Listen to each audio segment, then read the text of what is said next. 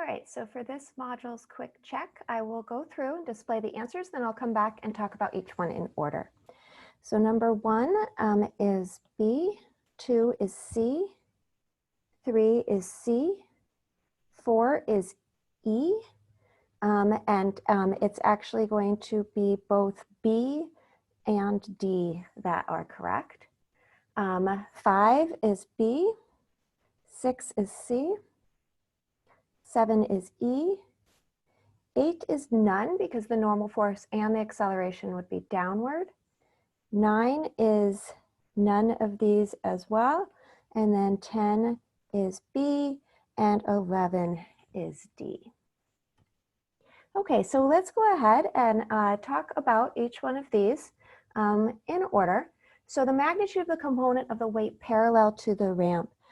This is going to be, again, the diagram where we take the weight straight down.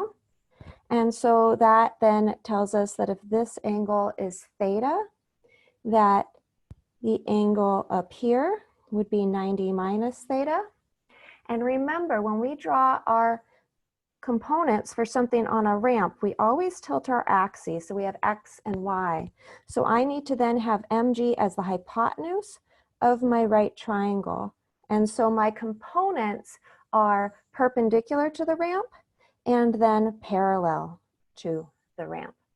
So if this angle that I've demonstrated is 90 minus theta, then that allows us to see that that angle is theta. And again, then just like in the video on ramp, we see that the component of the weight parallel to the ramp is mg sine theta. Some people like to remember it by sine down the incline as something that helps you remember that the sine is what is parallel to the incline.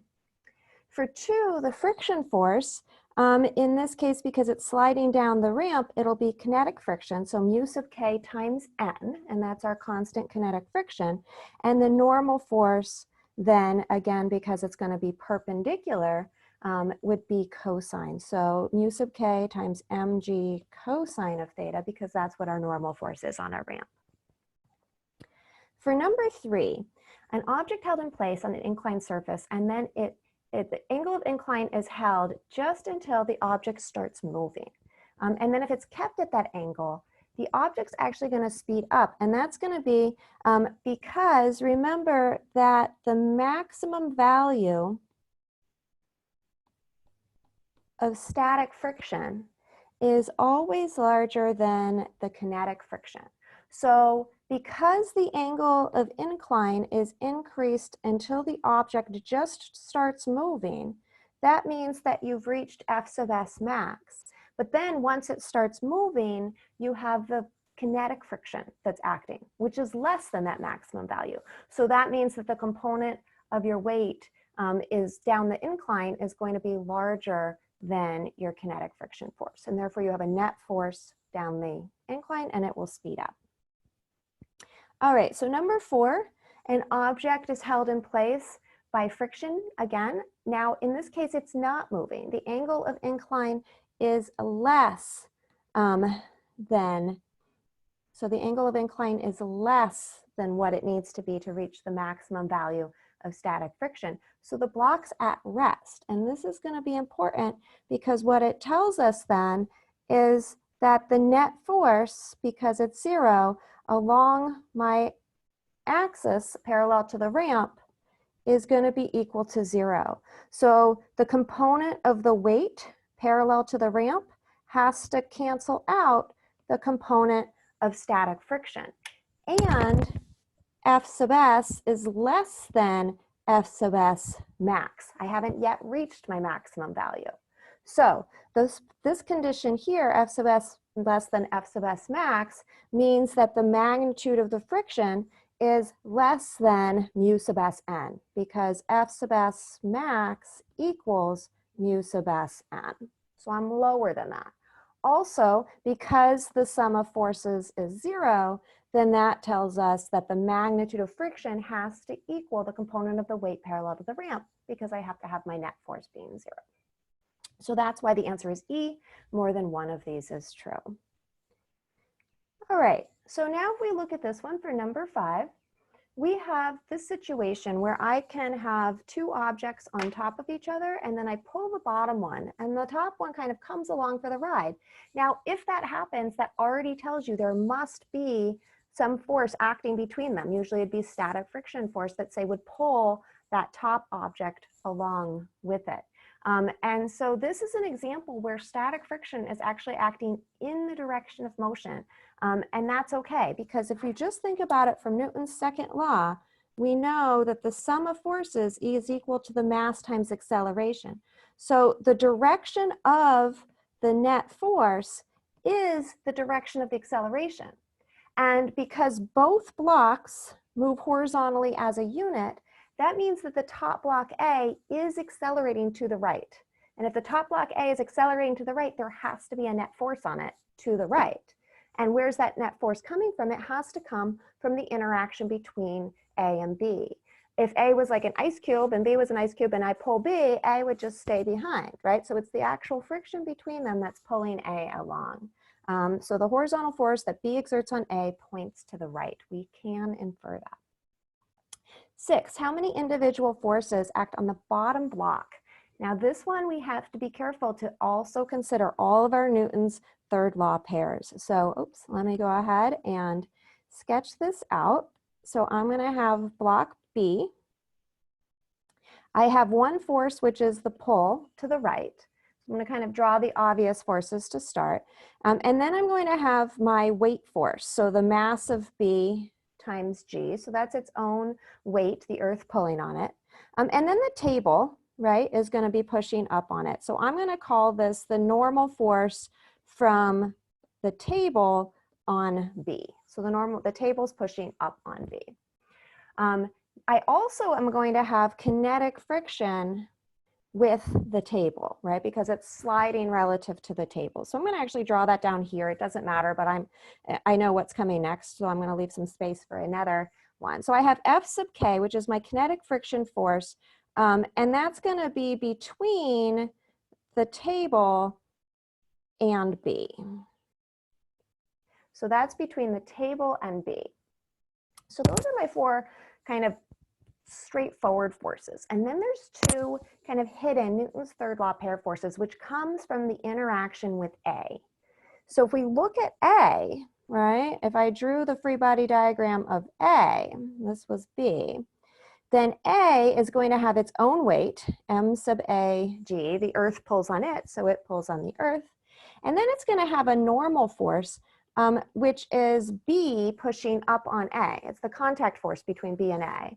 And as we just decided, there has to be some static friction force that's acting from B on A, right? So B is actually exerting 2 forces on A, and those each have a Newton's third law pair. So if B pushes up on A, then A pushes down on B. So I have another downward force here. It's a normal force, and this would be A on B. And that's, again, the Newton's third law pair of that contact force. B pushes up on A pushes down on B.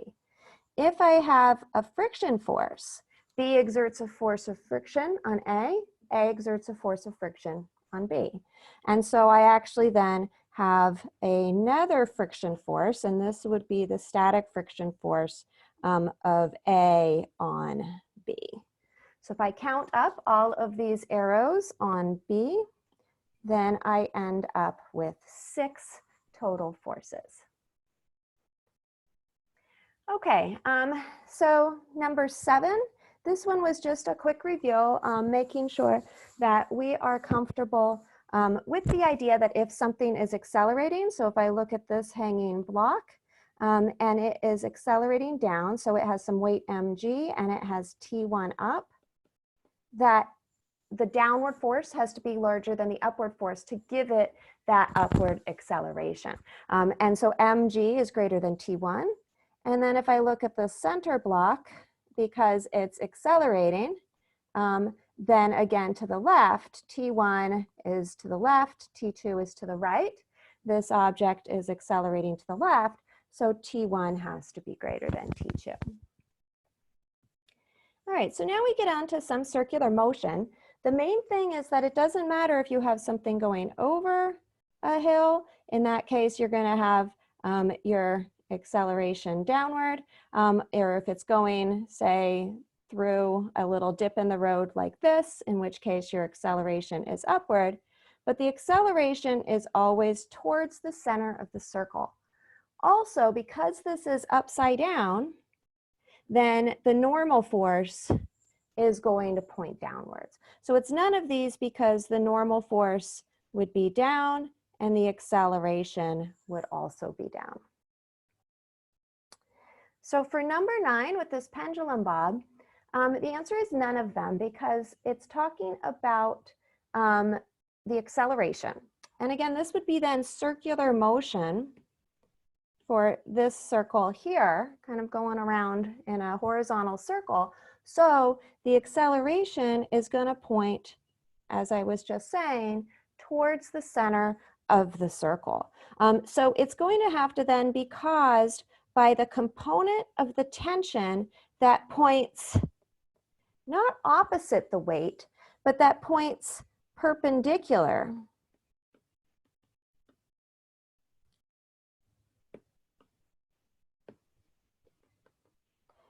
to the weight. It's going to be the component of the tension. If there's my tension, it'll be the component of the tension that points towards the center of the circle.